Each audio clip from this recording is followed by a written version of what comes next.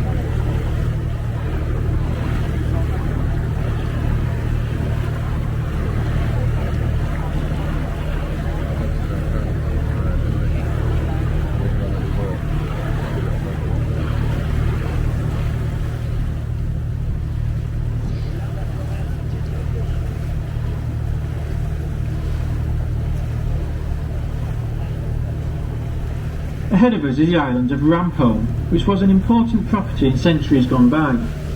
Parcelled with the island were fishing rights for large parts of the lake.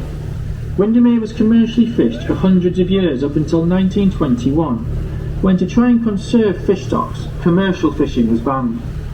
There was, however, a brief respite between 1941 and 1947 during rationing, when perchins, tinned perch and tomato sauce, were sent as far as London. Today, fishing on Windermere requires a permit. The main fish caught commercially in times gone by was the char, now one of the rarest fish in the UK. There are many other species of fish in the lake, including perch, pike, trout and carp, as well as plentiful eel. Seasonal visitors like salmon and lamprey also ascend the River Leven.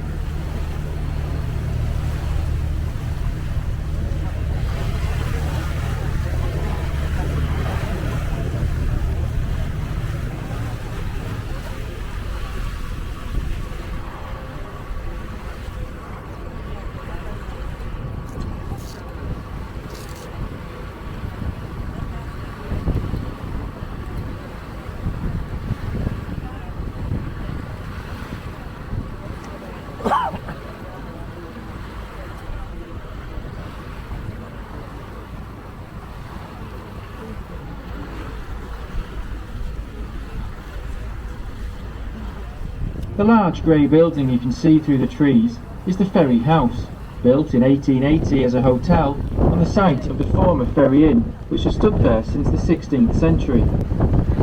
Opposite Ferry House is the island of Crowholme.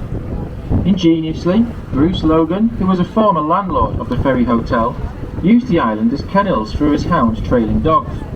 When a hunt was on, they would swim ashore, and then, whilst Mr. Logan and his friends sailed to the start of the hunt in his steam yacht Esperance, the hounds would follow, running along the shore, meeting him wherever he berthed his boat.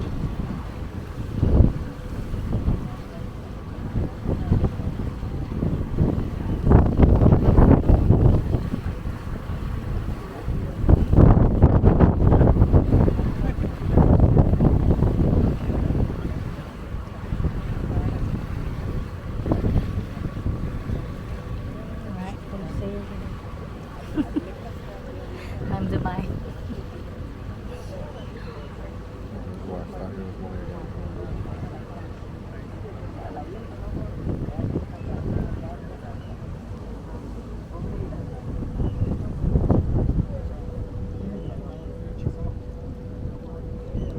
Beautiful.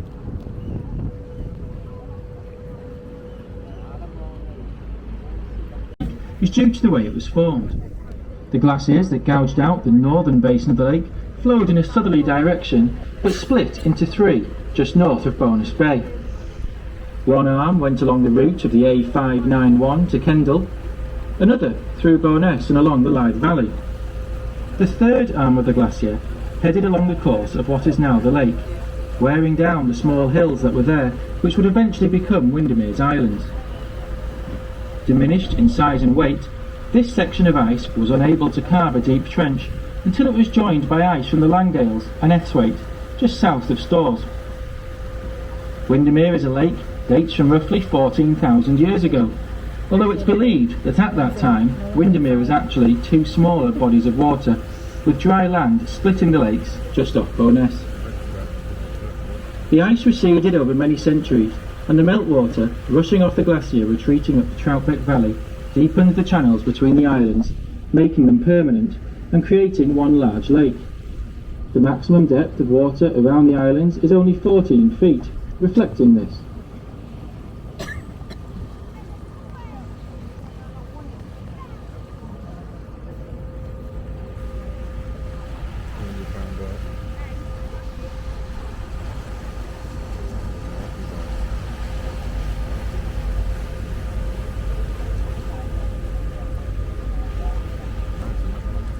The two islands ahead of us are collectively known as the Lilies of the Valley.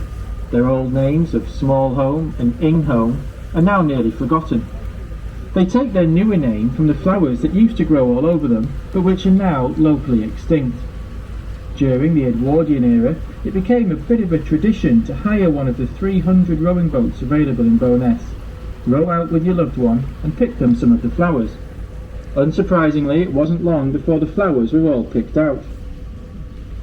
Nowadays, the islands are a bit of a haven for the local wildlife, and as a result, the lake rangers try to limit landings on them during the nesting season in the early part of the year.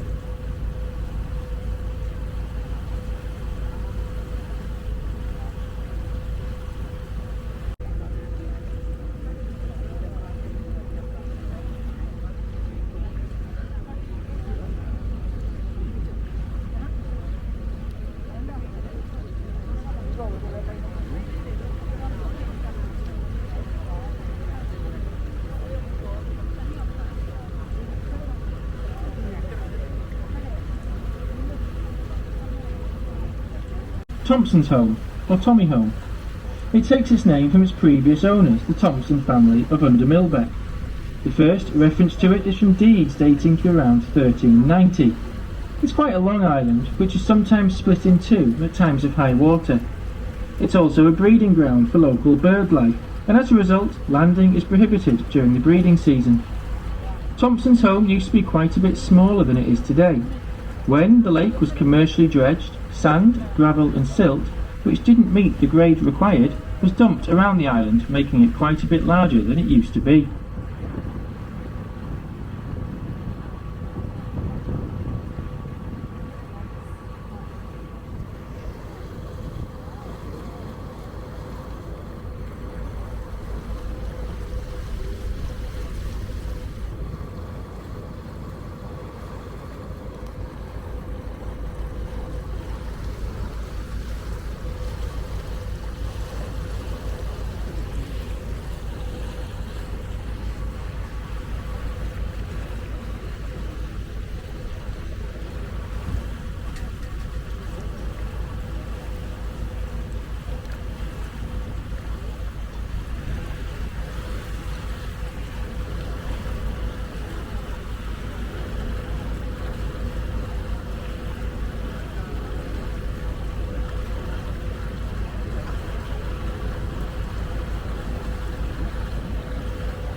We're just crossing the lake now, and you can see Windermere continuing north up towards Ambleside. At the head of the lake, the large mountain is the Fairfield, which, at its summit, stands at 2,863 feet above sea level. It's where one of the three main glaciers that carved out the lake originated.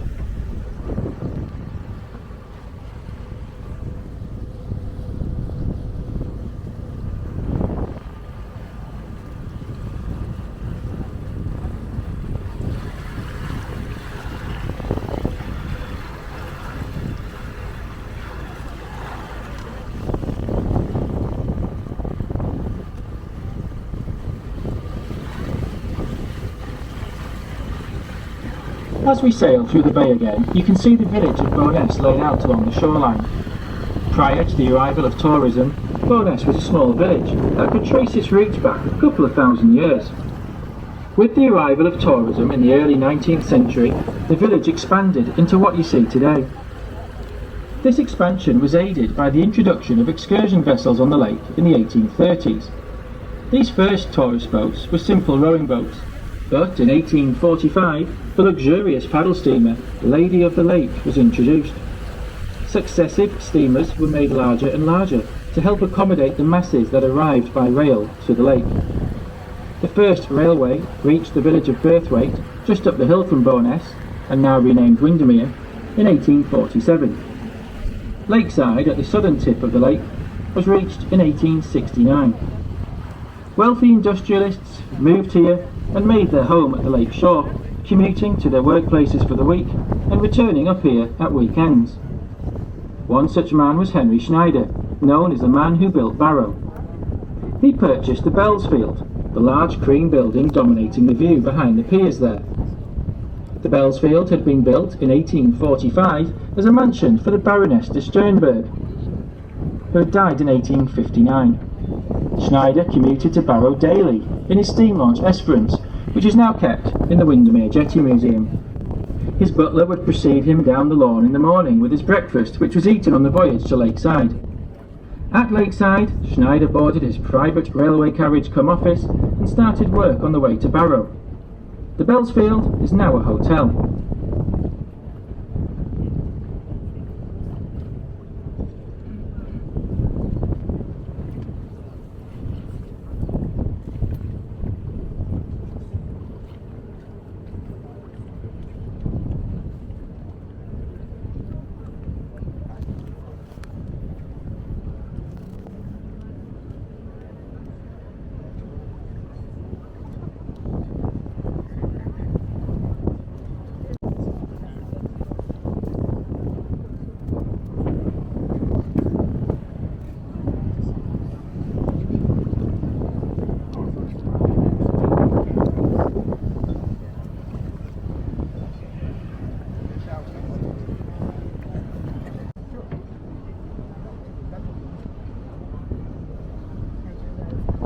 Okay everybody, we hope you've enjoyed the cruise around the central part of Windermere today. We've seen most of Windermere's islands. The ones we haven't seen are at the bottom end of the southern basin. Now we are coming into land in a minute or two. We just have to wait for the steamer, the Teal, ahead of us to land, and once that's landed we are able to go in. And when we do go in the interest of safety, can I ask everybody to sit down, remain in your seats until we are secured at the pier, and we will then let you know when you are safe to stand and leave. But until we do, please do remain seated. Thank you.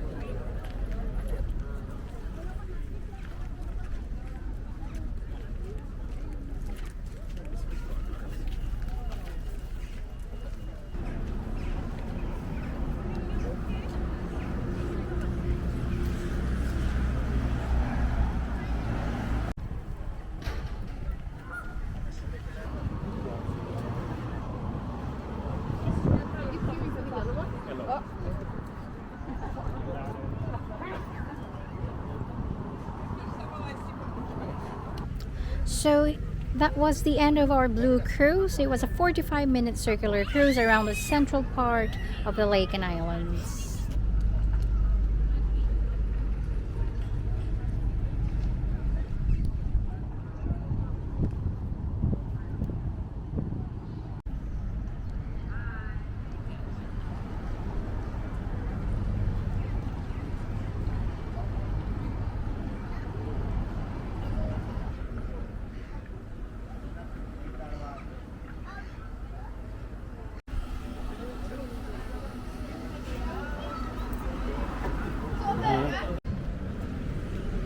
I've got the biggest sausage for lunch. I've got hot dogs. We got it so hot. Here is our lunch. I'm having hot dogs with onions.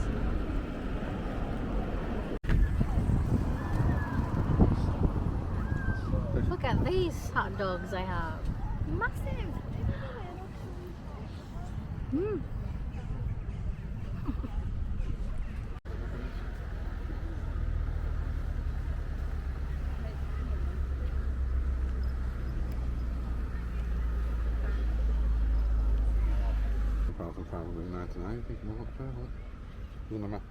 Buenos Aires, Cape Town, Paris, Rome, Sydney, Tokyo.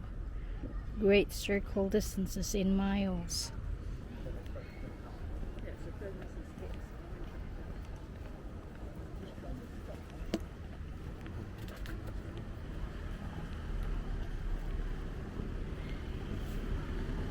Oh, look.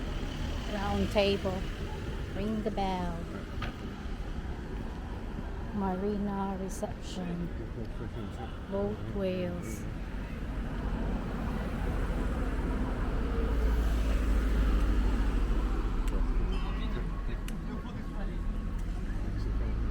Seats available for come on the terrace.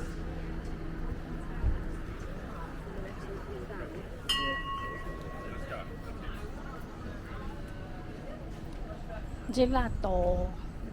Italian.